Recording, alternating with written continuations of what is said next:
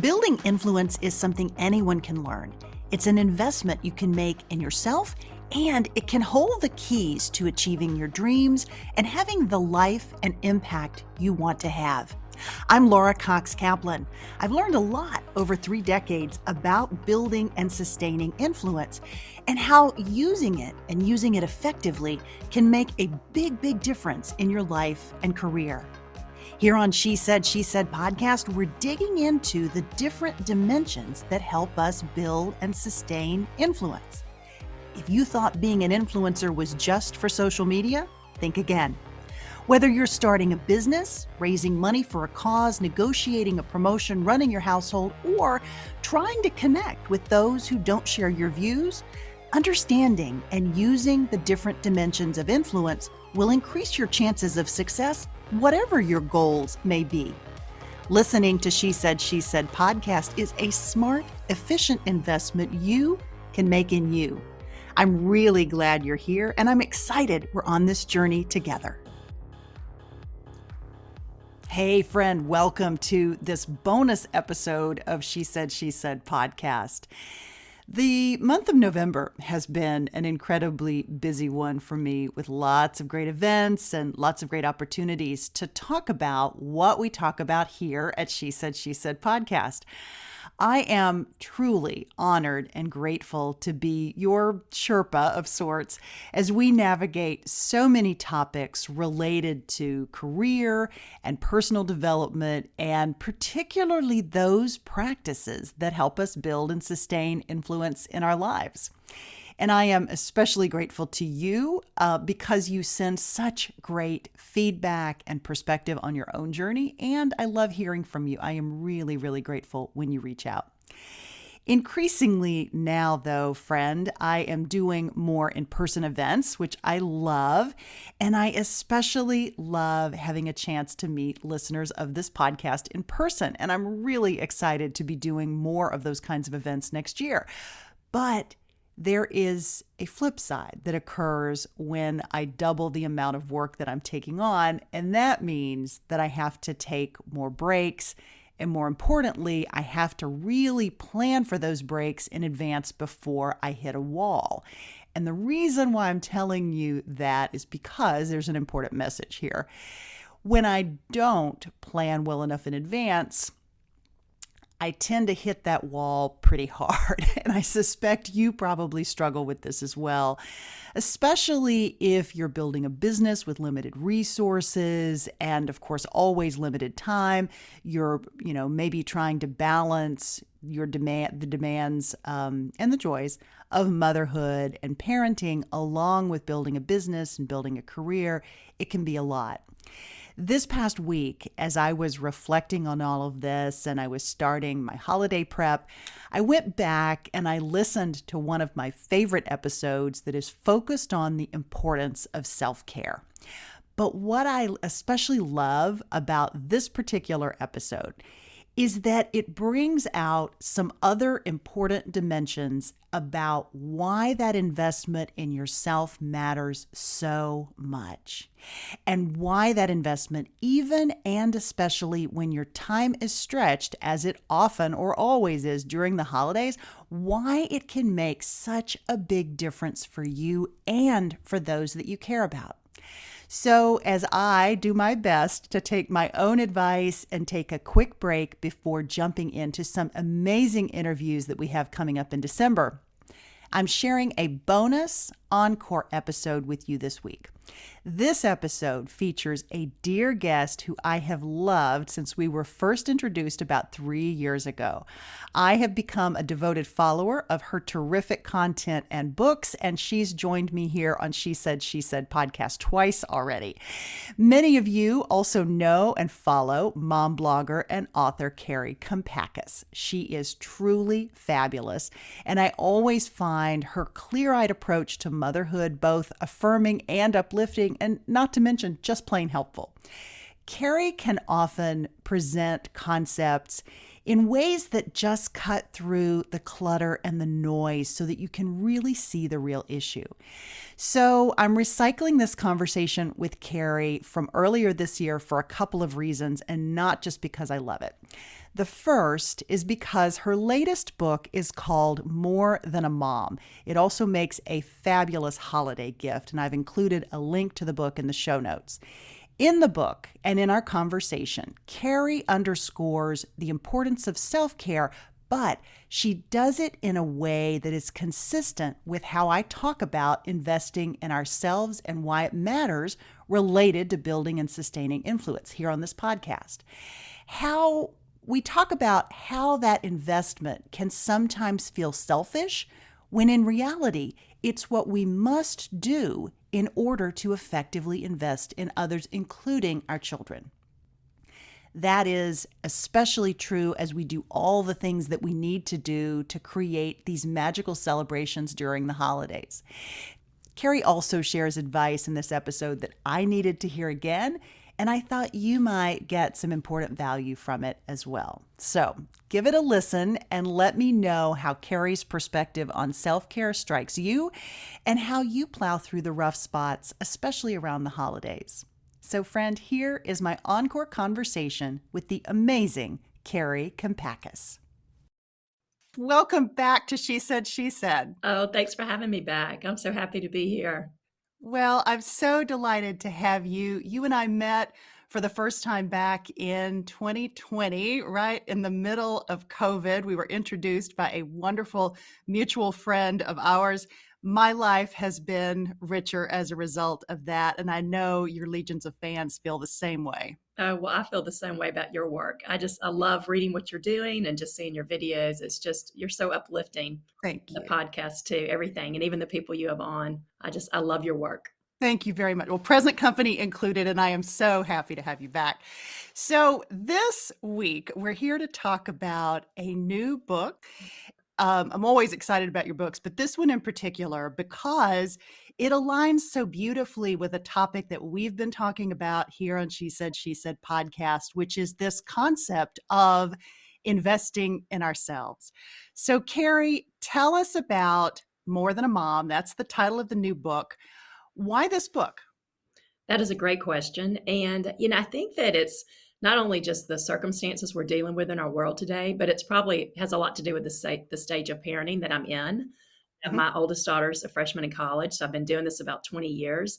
And, I think the big thing is just you get to be this age. I'm almost 50. I'm celebrating my 50th birthday this summer. Oh, happy birthday. Yeah, and you might relate to this, but my dad put it well. He's like, the older you get, the more your body dictates what you can and can't do. And I think, I'm just looking ahead and I'm thinking, I've got to really start taking care of myself inside and out. I'm like, what is my second act of life going to look like? And what am I envisioning for myself? And it always helps me to have kind of a vision I'm working toward. And the vision I'm working toward in the next 20, 30, 40 years, God willing, if I'm still here, is just to be a healthy grandparent and be a help to my children when they're at the age that I am, because I know how overwhelming it is to be a mom in this season of life. And I'm like, I want to always be an asset and a blessing and to be able to support my children. But to be able to do that, I've got to be healthy myself. And so, the book before this, as you know, was Love Her Well. And it's about loving your teenage daughter. And one thing I've learned about raising teenagers is that, if we're not in a good place, a strong place as parents, then we're not going to be able to love our children well, especially in the teenage years, because it gets really tricky. It's really hard. It's really stressful. Sometimes you're trying to love them well and they're not loving you well in return. And I just really learned just in my own parenting that I've got to rely on my faith. I've got to rely on my friendships, on my spouse, the people that build me up, who love me and fill my cup, just really taking care of myself and allowing time for rest and renewal. Because when I do those things, I can turn around and be a stronger mom for my children. I can be the mom I want to be for them, not be so triggered so easily and so impatient, because I'm not operating from an empty cup. So I guess, I don't know if you relate to that, but that's just I love where I that. am in parenting. And that's what I wanted to write about for other moms. I love that. I love that. So when you joined me before a couple of years ago, that was episode 116, I think. We talked a little bit about your background, how you got where you are, and also the fact that you're the mom of four, Right. 4 daughters, including a daughter who is now in college. So, the topic of parenting and parenting girls in particular is something that is both near and dear to your heart and something that you know a lot about. So, for folks listening, if you missed episode 116, be sure and go back. We're going to touch on elements of Kari's story, but we're actually going to dive deeper into this latest book this time. One of the things that really resonated with me in this book relates to the example that we set for our children, not just in doing the right thing. I mean, we all know how important that is as parents, but this goes a bit deeper, and it's really the example that we set in terms of how we handle things that are happening around us. And COVID and the pandemic are great examples of that.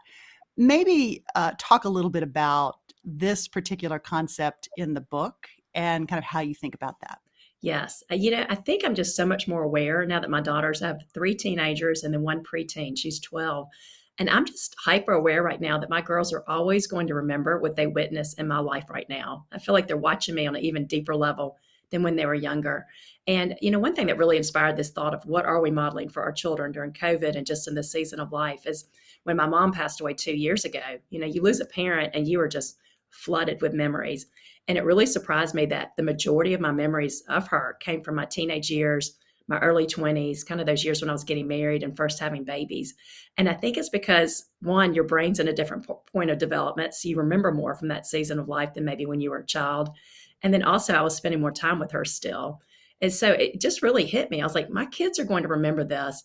And I want to encourage parents. I think that when we become parents, you think that you have to be this perfect role model. And that is so not true. I mean, I've really learned, especially the further I get into parenting, is that we can model a healthy response to things, especially when we're going through adversity or facing a trial. And I'm so aware that the things that I'm going through at this age or that my friends are going through, which is some major league stress, as I call it in a lot of cases, that my girls might be going through this kind of stress or adversity in the future. And I want them to see what a healthy response looks like because you have a choice.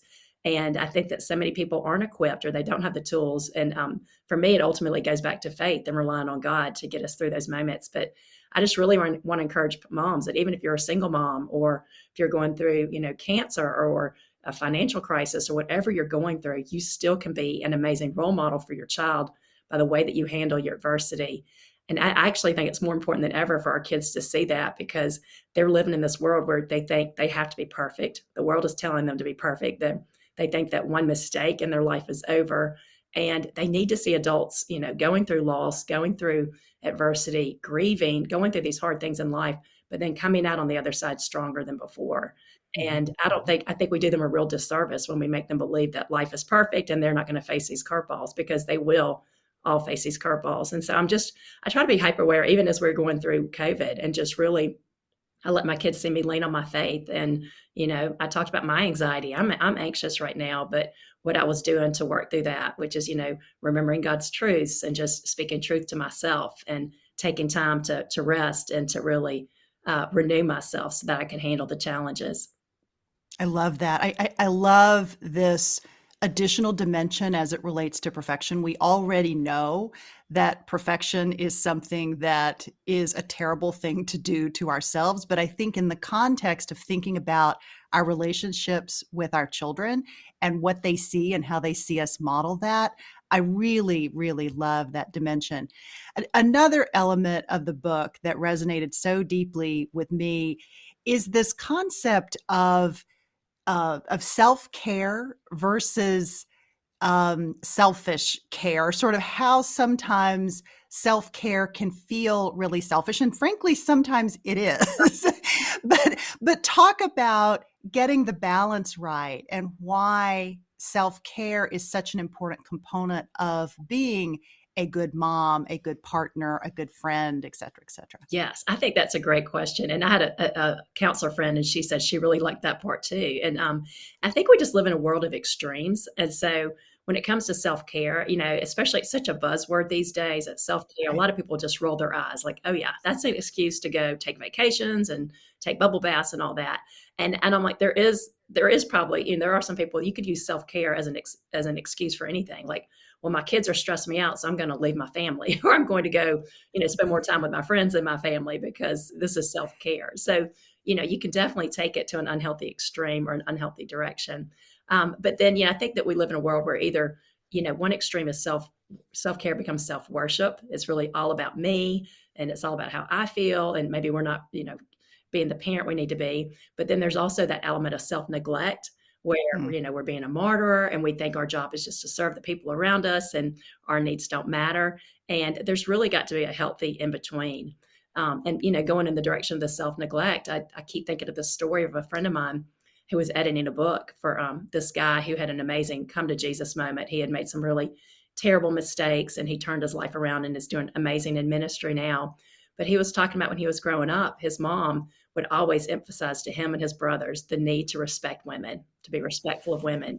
But then what he noticed, he was like, but when it came to her life, she didn't make men respect her. Mm. And he saw that disconnect. And I think that that's sometimes what can happen to us as women is like, we're valuing other people and other people's lives above our own. And as we've talked about, you really can't pour out of an empty cup.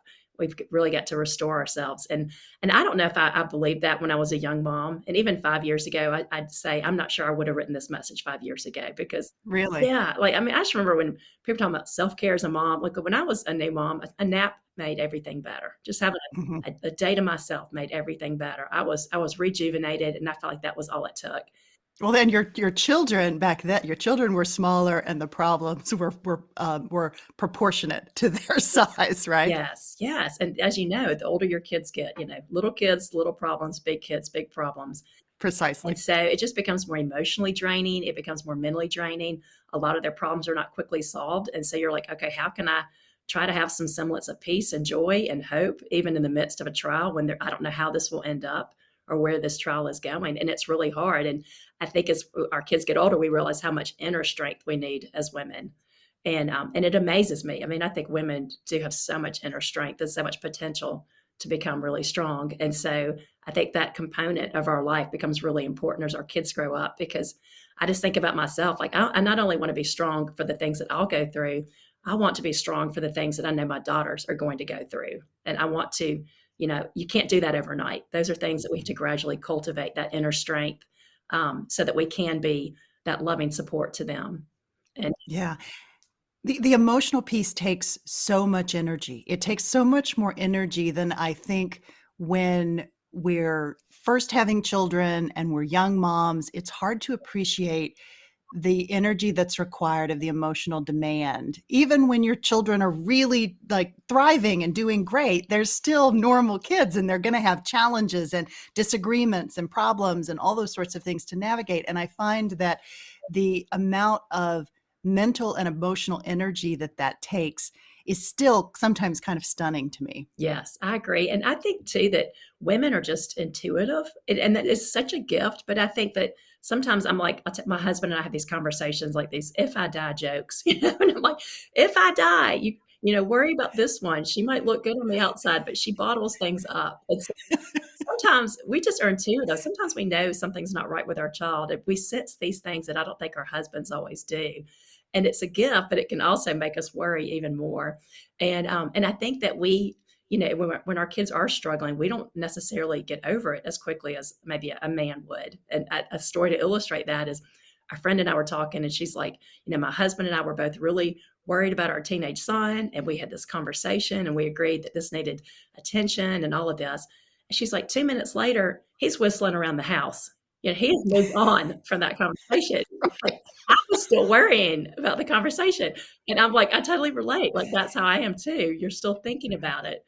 Right. So I just think that as women, and it's out of love. We love our kids so much. And it's the mama bear. We want them to have a healthy life. We want them to thrive. And so we're constantly asking ourselves, what can I do to help them? How can I help them through this? And it's such a gift. And I think any child that has a mother like that is so lucky. I wish every child had a mom like that. But for us on the other end, we really have to equip ourselves and just, like I said, build that inner strength so that we're able to be that mother to them. Yeah. You and I are both working moms. Most of the women I would say who are listening are probably working moms or, potentially working moms, or they're in the midst of some kind of career pivot. when you have all of those demands and a family, or maybe you're planning a family, you've got a lot on your plate that you're trying to balance. So let's talk a little bit about getting that balance right. It's hard enough to prioritize work and family life, but then when you also are trying to prioritize your self-care and spending that time that you need to refuel emotionally and sometimes physically as well. Maybe talk about what your advice is for getting that balance right and how you talk about it in the book. Yes, that is a great question. I think that I'm really big into seasons. And one thing I Mm, talk about in the book is just I didn't know. And sometimes we don't know. We start working and we don't know what work's going to demand of us. And we have to kind of learn the hard way. But when my first book came out, I just accepted every speaking invitation I got. I was traveling, but I'm an introvert by nature. And I know this about myself now. And so I can't do things back to back. Like I need time to recharge and decompress at home. At the same time, I was writing another book. I'd agreed to another book. And so I was just, I was running ragged. I was trying to be a mom to 4 little girls and do these speaking events and write a book. And I finally asked an author friend of mine, I was like, how do you do it all? And she goes, well, I break it up into seasons. And if I'm in a writing season, I'm not speaking. And if I'm in a speaking season, I'm not writing. And I was like, oh, like I never considered doing that. But that was mm, really life changing to me because I'm like, that way I know that my book's coming out now. So I'm not planning on writing anything. I'm actually going to take a break from writing and just do podcasts and speaking events for a while. And then when I feel like it's time to write again, I'll probably back down on the speaking. So I think for moms and other jobs, like I have a friend who's an accountant. And so tax season is terrible for her. right. But then she doesn't plan anything in those 3 months afterward. And so, she also has to kind of equip herself during that season. Maybe her husband has to pick up the slack at home and she has friends help her out more. And so it's never a perfect balance, I don't think. But I think it just to not feel guilty about cutting back on things and looking at it as a season. And like I said, after this book launch, it's usually about 6 weeks. I mean, I'm taking the summer off and I'm giving myself that grace where I might not have done that 5 years ago. But I think as moms, just anything that we can kind of cut back on, and especially if we know it's going to be a busy season, or there might be times that I think that sometimes when everything's going well, you can juggle it all, but you throw in a glitch or a crisis, and all of a sudden we feel so overwhelmed. And so just giving ourselves the grace and also not being scared to ask for help, not Mhm. being scared to cancel some things if we need to. I've had seasons where I had to do that. I had to cancel on some things because I was worried about a child or doing more doctor appointments for something we're looking into. And I found that most people are so understanding. Even you don't have to give them all the details of what's going on, but if you just say, I need more time for my family or my child needs more attention from me right now, that most people are very understanding, especially if they are a mom or a parent themselves. And so just really just doing what's best for our family and knowing that, it's never a perfect balance, but I think the more we can kind of create some margin in our schedules, it just allows room for things to go wrong if they do, or for our child to need us and us to be able to be available for them. I love that. It's all about making that space, but even more importantly, being disciplined as it relates to that space. And as you're talking about this, one of the things that I find particularly challenging, and I suspect you do as well, is that if you're not careful, even when you have said, okay, here's what we're going to do, here's the season that we're in, we're not going to do these other things, you can very easily get sucked in. Maybe your publisher says, oh, but it's just one speaking engagement, or it's just one podcast, or maybe you should post a bit more on social media so that people know who you are and you get your name out there. And sort of the lure of continuing to build and build and build and build, and know that it's going to help you sell more books, that it's going to help your message reach more people. That can be very intoxicating. How do you resist the pull of getting pulled into a different season when you've decided, okay, here's the season that I'm in? Yeah. Oh, that is such a great point too. And I don't know about you, but I have found that when I'm having a really good day or I'm having a really productive week and I feel like I've got all this extra time that I'm like, I need to do something with it to be very Oh, yeah. careful. Because I'm like, sometimes those are the weeks somebody else makes a request that I'd said I wasn't going to take. And I'm like, oh yeah, I can do this. And so I backtrack on my plans. But that's a great question. For me, I think that this is really where prayer comes into play. For every yes that we give to somebody, we're saying no to something else. And so, sometimes, and especially I think sometimes as moms, we just have a gut feeling like, I just feel like I'm supposed to make time for this. I don't know why, but I feel like it doesn't make sense, but I just feel like God's calling me to make time for this. But then we also have those moments where we feel like, I don't know why, I just have a funny feeling like I feel like this is not something that's meant for me. It's meant for somebody else. And I really had a good lesson on this a few years ago that I had a friend, she was a local friend. She asked me to come and speak at her event she was doing for moms. It was not going to be a hard event. And, I think she expected me to say yes. And I was like, I just got this feeling that I wasn't supposed to do it. And I felt bad because she was my friend. And I was like, I'm so sorry, but I just don't think I can fit it into my schedule. She checked back with me a few weeks later, just kind of really, please, it really won't be that big of a commitment. And I was like, no, I really don't feel like I'm supposed to be doing this. And so anyway, it was a few weeks after that I had a dear friend that lost her husband in a plane accident. Oh, And it was terrible. And, of course, that's the kind of thing you just drop everything and you are there for your friend. And a few days later, I was dropping off my kids at school and I'm pulling out of our school parking lot and I see a sign in a yard for my other friend's event. And I realized that her event was on that same Saturday as the funeral. And it was the same time as the funeral. And it hit me like if I had said yes to her event, I would have had to cancel on her because obviously I'm going to go to the funeral. And so it's just a reminder to me that maybe that's why God put that funny feeling in me, that maybe that's why I just felt like this is not something I'm supposed to take because only He knows the future. Only He knows where I'm supposed to be that day. And so I think that really when we can take that time to get quiet and pray about something before we accept a request and just really think it through. And, sometimes we don't have perfect clarity, but a lot of times we do have some kind of instinct pulling us one way or the other. I think it's really important for us to do that as women and know that, we've got limited time and energy and to make sure that we're investing it in the things that God wants us to do. yeah. I love that. I really love that. You talk about in the book the importance of knowing yourself and understanding the kind of sort of person and worker that you are. You are a big multitasker. You are a self-professed multitasker. I know that is something that will resonate with lots of the people listening. It certainly resonates with me. I get a lot of fulfillment out of productivity. Mhm. It's a blessing and a curse, as you I know would probably acknowledge because you talk about that in the book. Maybe talk about your advice and suggestions for how to know yourself, how to understand these things about yourself, and why that matters so much. Yeah. Why does it matter that you and I both get tremendous fulfillment from productivity, and how can that be a risk both for us as well as the listeners? Yes. I feel like for me, I'm exactly like you, where I'm type A. I love to be productive. I love to look back at my day and feel like I just checked off all the marks. And I used to really pride myself on being a great multitasker. And if somebody complimented me on that, I thought it was a good thing. And then a few years ago, I was at the gym and I was talking to a friend whose brother's a psychologist. And we were talking about multitasking. And she goes, it's really interesting. If you go look at all the research, it actually shows that you're less efficient when you're multitasking, that you don't get as much done multitasking. And so after that, I kind of just paid attention to it.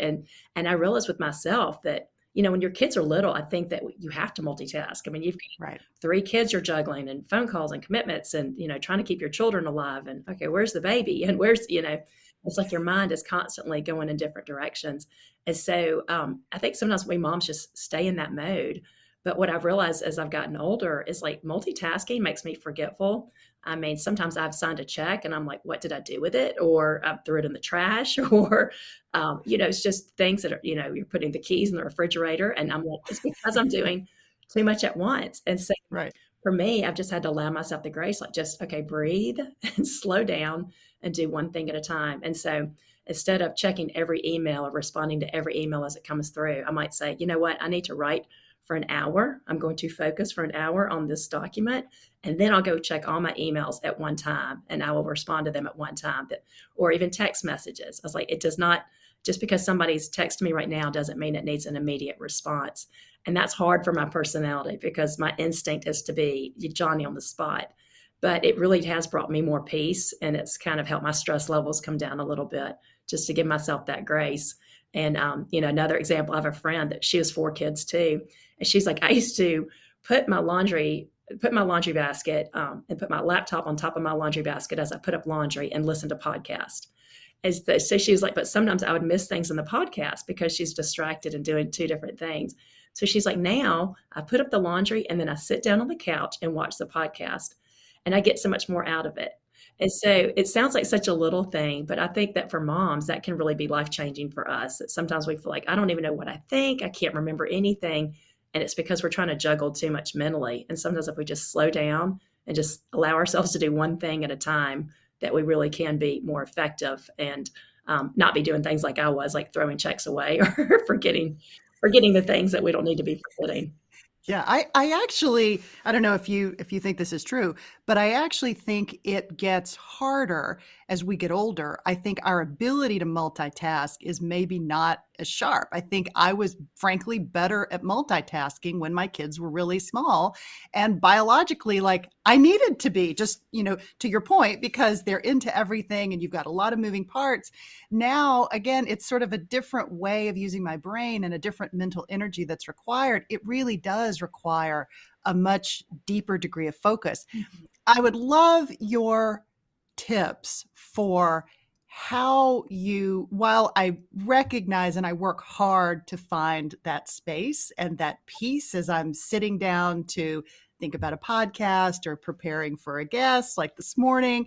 But sometimes that runaway wheel in my head it's very hard for me to calm that down. So maybe talk about what you do as a fellow multitasker to kind of put the brakes on and channel that mental energy in the right direction. Yeah. Oh, you were asking such great questions. It's so true. And I always say, I was like, I think I have undiagnosed ADD, like my brain Right. everywhere. And I know a lot of moms are like that I'm just jumping from one idea to another. Even when I speak, I typically do notes because I'm like, I will get off track. I will get on these tangents. And so I know that about myself. And I know that sometimes I think I can accomplish more in a day or a week than that might actually be physically healthy.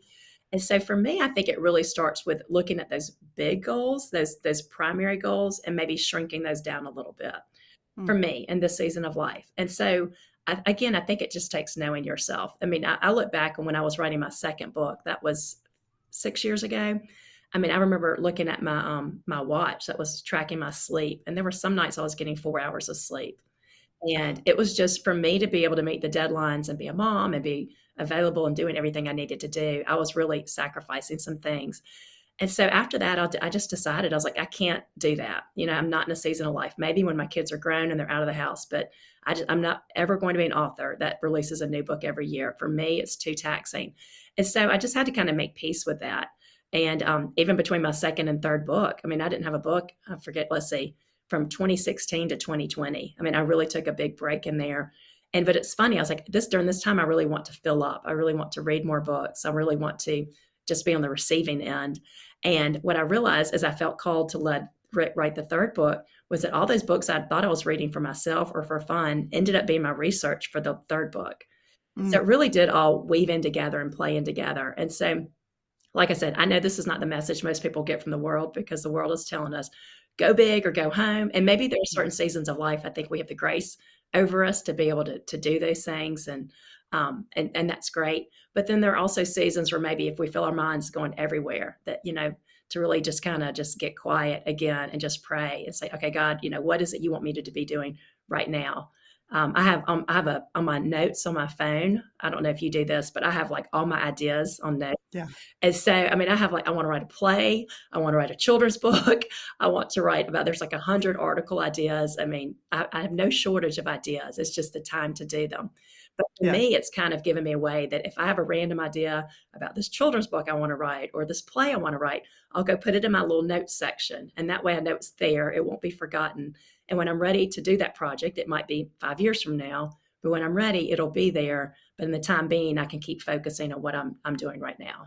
How often do you go back and reread your notes to think about, to sort of dream about, okay, when might you make time for the children's book or the play or some of these other things? Not much lately, just because when I signed for Love Her Well, I signed for 2 books. So as soon as Uh-huh. the first one came out, we started talking about the next one, and I was just focused on writing it. But that is why I'm kind of excited about after this book launch, that I'll have a little space there. I was like, I'm not committing to anything for a while, and I want to just go and maybe do something creative and just allow space to me even try something new that I haven't done before. Yeah, I love that. I absolutely love that. So we talked about the last time you and I met, we talked about your career trajectory, and it's an interesting one because I have been doing a series of conversations with the Southern Cootery, which you may know, based in Sea Island, Georgia. They're an amazing network of creative entrepreneurs and founders. I think you may be friends with Whitney Yeah. Wise Long, potentially. I know she's a big, big fan of yours, and she is amazing, also from Alabama originally. But we've been talking about, different elements of career and business pivots and growing and evolving in our careers. You started out in communications and public relations, as I recall. But before you launched your business, you actually got your MBA. And I'd love for you to talk about maybe the value that that had in creating a very different business for yourself. Because while, we talk about the writing and it comes from divine inspiration, including from your children. But at the same time, like, this is a business that you're running too. You have a blog, you have a book, it's paying the bills. Let's talk about the value of having that MBA and that business experience and expertise under your belt, as well as the writing experience. Yes, another great question. And yeah, I think that it really just goes to show that nothing goes to waste. Anything, and I'm even telling my children this when whatever they major in college or whatever job you get, like it all builds and you all learn, you learn things from every experience that will help you in the future. But I've always been very creative. I definitely more right brain. My husband is the opposite. He's more left brain. And so we make a good match. And long story short, after we got married, I was freelance writing in Huntsville, and his dad had offered to send him back to get his MBA. And so this is how the MBA came about. So anyway, so I'm just one of those get it done girls. And so Harry didn't really act on it, but I'm like, your dad is offering to send you back. You need to do this. So I called the director of the Alabama MBA program. He made an appointment to come up to Huntsville. And I think in my heart, I'd always kind of thought about getting an MBA, but I was like, I just don't know. I don't know if I ever could really do it, but I'd thought about it before, kind of a bucket list type item. But anyway, he came and the director was talking to us about the program. I was just asking lots of questions. And at the end, he was like, I think both of you should do this program. I'm like, what? I'm like, I was a communications major. Like, I haven't even taken a finance class. I know nothing about business. And he's like, I think both of you should do it. We just had our first husband and wife team graduate last year. And Harry, after he left, was like, okay, I will do it if you'll do it with me. And I'm like, Harry, I can't do this. I mean, this is so not my wheelhouse. And he's like, I'll help you. So anyway, we did this, weekend program, year and a half. It was a great experience, but it was so hard. I mean, I wanted to quit so many times early on. And I really was about to quit after this one class. I mean, I just left in tears. I was like, I can't understand this stuff. But the one thing I kept imagining was Harry graduating a year and a half later and me being so jealous sitting in the audience watching him graduate with all of our MBA friends. So I stuck with it. I will, I think it definitely helped me. But for me, it just helped me think more logically. It helped me just looking at things from a business aspect. And my husband, that comes very natural to him, but it did not come naturally to me.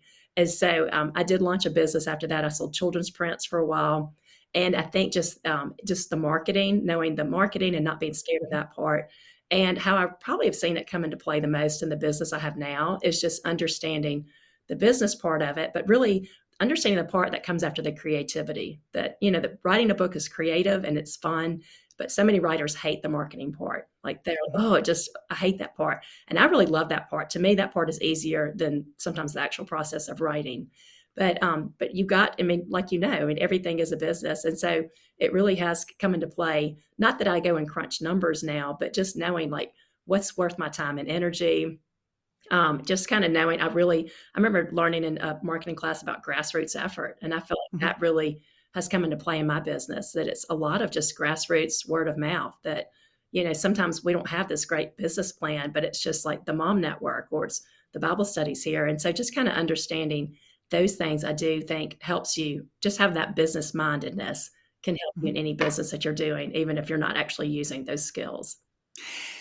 To that point, too, I mean, what you said really resonates with me because this idea of a grassroots movement where when you understand how to market a product and you also understand the importance of connecting directly with your potential customer, or in your case, your potential reader, it's really sort of where that magic ultimately happens. Maybe what advice do you have for other entrepreneurs who are maybe engaged in their entrepreneurial journey or who are contemplating it? Maybe fellow moms who are thinking about something similar. Maybe what advice do you have for getting started and starting a creative business like you've done? Yes. I think that, the one thing is to think, what are you passionate about? But also what breaks your heart too. And I think this is a good question that they use this in writing, but I think it can apply to a business too. But an editor once told me that they tell writers to ask themselves, what's the pain? What is the pain that people are feeling? So for me, it's like, what's the pain in a mother's heart when she's going to bed at night? What's keeping her up at night or waking her up in the middle of the night? And whatever it is, like, write to that or speak to that. And I think that we live in a world where, you feel like you have to be flashy and shiny and just this amazing online influencer. And you can get a lot of followers like that. But I personally like the people that feel more real and more down to earth and that are really speaking to those real life issues that you might talk about over coffee with your friends. And so I feel like for me, those are the kind of moms that I attract, the ones that are, I had a marketing person and she's amazing that we were just having a conversation about 6 months ago. And she was like, you need to be doing reels, these Instagram reels. Right. And I'm like, I watch them and I just tell my husband, I was like, this is just not me. I would feel like an idiot doing this. Like, it's just not me. And so I'm not going to do that. But I know that it works for some people. And I know that's what a lot of moms like, but that's just not my personality. And that's not true to who I am. And so I think it's just really important to just think about who's your audience. One thing I'm always asking myself is, how can I help people? What can I do to help other people? And I feel like the gift that I can provide is just simply that I've been doing it for 20 years. So a lot of the moms that are following me now are behind me and they're just looking for advice and guidance and stories or just assurance that they will get through this hard season they're in. But I also think I'm just so fortunate that I had great parents. My husband had great parents. I made so many awesome counselors. I made awesome moms at all these speaking events I go to. Like, I have just been poured into by a wealth of different resources and people who are just really wise parents, wise people. They've helped me grow so much in my faith and just my understanding and just the work that I'm doing. And so I really see myself as just a conduit. Like, how can I take all the stuff that everybody's given me and just pass it on to others? Or, even with the faith component, I was like, I spend my life, looking at Bible verses, thinking about which one's going to go in my book. And just a lot of people don't have that. They don't know where to start. And so like, how can I take these gifts that I've been given that have helped me so much in my life or my faith journey or my parenting and share it with others? And I think when you really look at it at that point and don't worry about the followers or the likes, and that's hard to get over. And I realize now, I wrote 3 fiction novels before I ever got published. And I realized I needed that rejection because it just prepares you for rejection as a writer, that sometimes you write an article and you spend days or a week working on it and it gets no traction, or a podcast or whatever, and it doesn't get the response you hoped it would.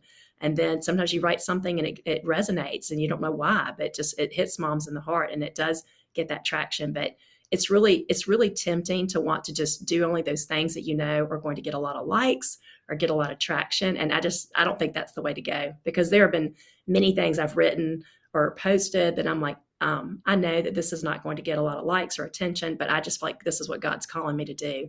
And I'm just a big believer. If we just stay obedient to what He's calling us to do, then He's going to lead us to that plan that He has for us, and that path that ultimately is going to be so rich and meaningful and fulfilling.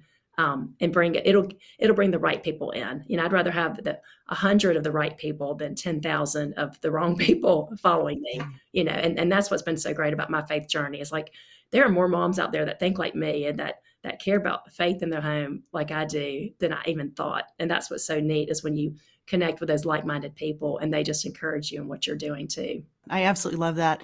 It reminds me too, you also write about the importance of creating a network of people that help support you as you're on this journey. Maybe talk a little bit about that piece of it, because it's multidimensional. I mean, we talk about building and oftentimes growing and evolving our networks as we grow and evolve. And, at times it can be, there's an element as you grow as a person. Sometimes you have to expand into areas where you need an expertise that doesn't currently exist with your network. Or it may be a matter of educating your network who have only the best intentions for you, but you're being called to do something else. And you may have to kind of take them along with you on the journey.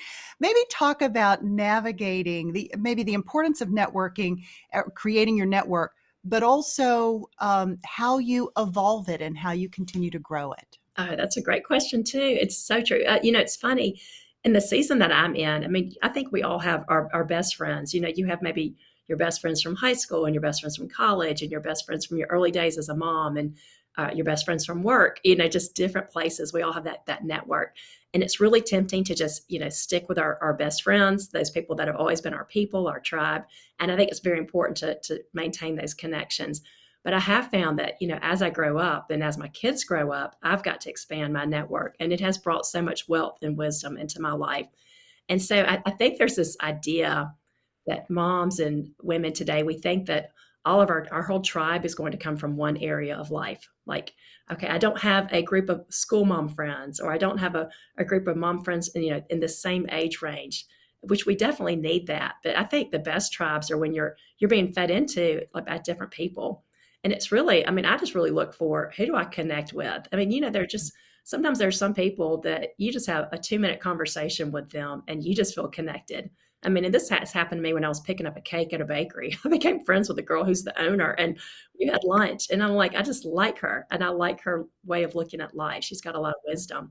Same thing happened we had a woman down the street that nannies for some girls, and my daughter has babysat over there. So my daughters met them, and when my daughter was going to Auburn, she brought over a cake and pizza and did like this party for my daughter with these little girls. I mean, just the sweetest soul ever. And so we got to be friends, and we've been, encouraging each other and going to lunch. And so it's so out of my normal network, but I'm just like, it just makes your life so much richer to do that. And so I just feel like those are the people that inspire me now. It's just the older I get, the more I realize how important it has people to share your values.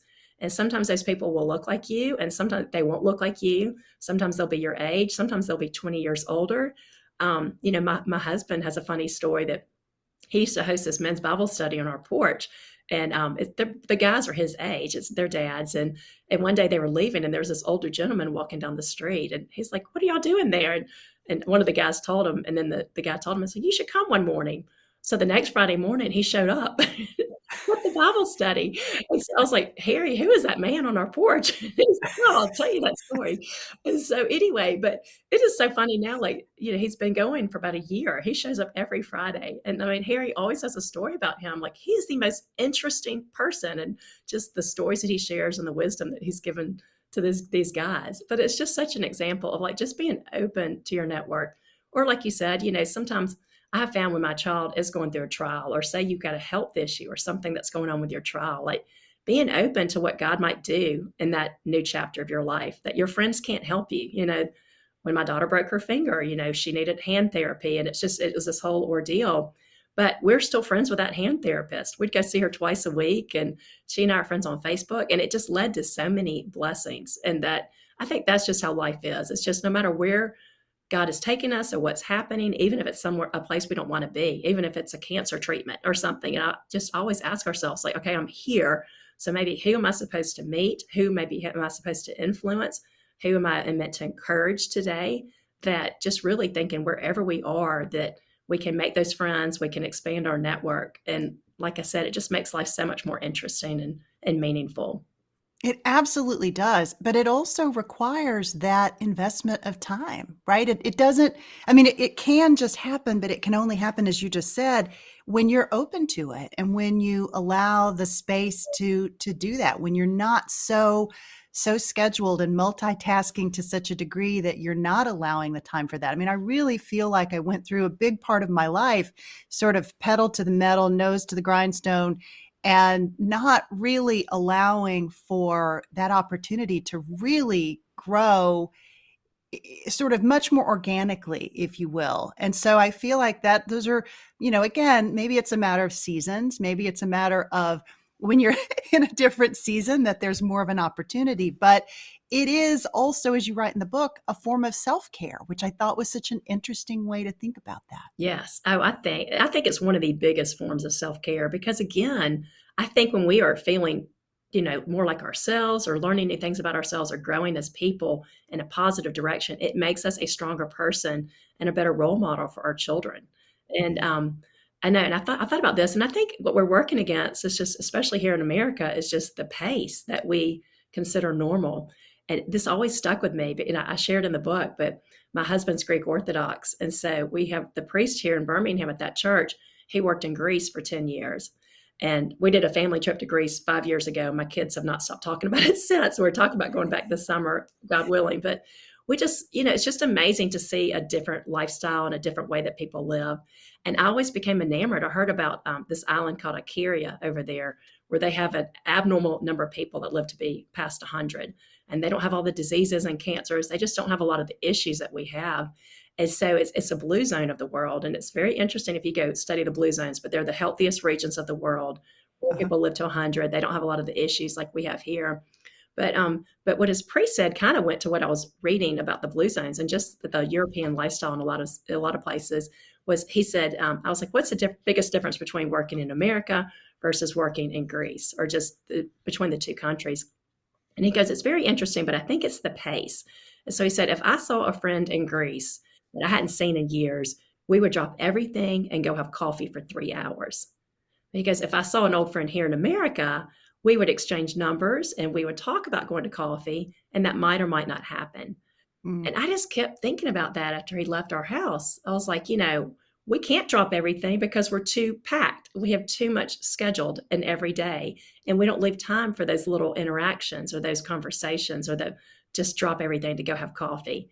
And it happened again the other night. I actually just did a podcast with a Greek Orthodox priest out in San Francisco. And when we were talking about the podcast, he's over this Ionian village, which is a summer camp in Greece for the youth all around the world. And he was like, gosh, I've just been so busy lately. He goes, I don't know how in Greece I can go have coffee with a friend and not even be on a time frame and still get everything done that day. And I can't do it here. And I was like, I think it's the pace and the expectation of what we try to accomplish every day. So I don't know. I think those little things have just really just turned my mindset to like, maybe I've had it wrong all these years. Maybe my productive nature, my type A personality, which actually matches the personality of America. I think it's, America's a type 3 Enneagram. And so when you have that personality yourself too, it can be a good thing and it can make you look like an achiever or make you accomplish a lot, but maybe that's not always so good for our health or our well-being. Yeah. Kari, one of the other things you talk about in the book that really resonated with me is this idea of we have to grow up and learn to mother ourselves. And I know you talk about this from a very personal standpoint.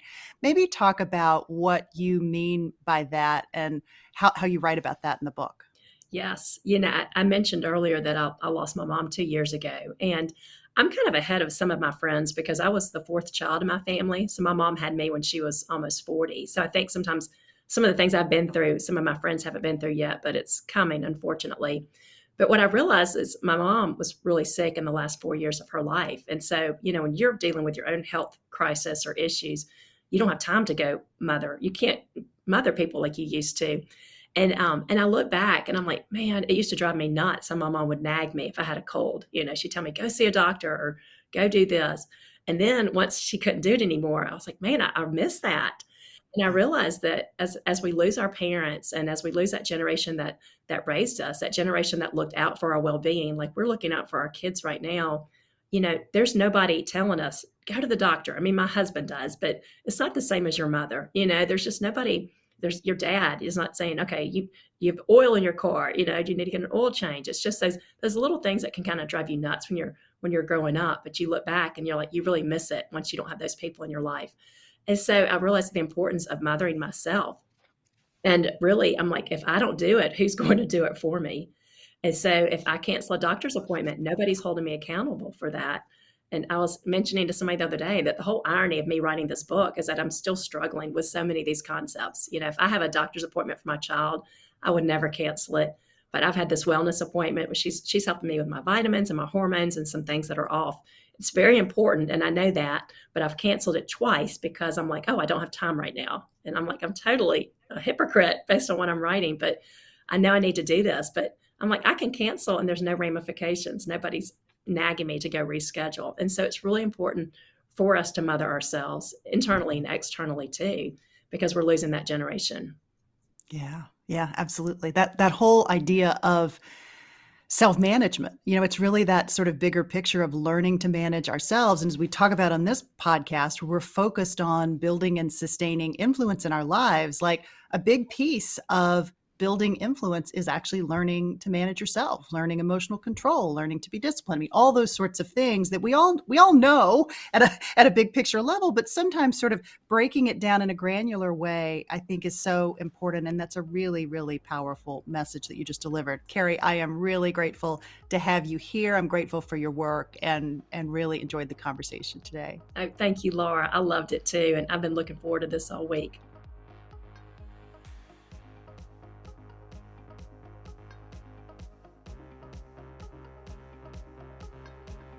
Friend, thanks so much for joining me today. I'd love to hear your feedback on this or any of our She Said podcast episodes. You can reach me on Instagram, LinkedIn, or Facebook. You'll find me at Laura Cox Kaplan. Or you can go directly to the show notes for this episode 221. There is a handy contact me link embedded there where you can send me a quick note. And if you have an extra minute, please consider jumping on iTunes and leaving me a review.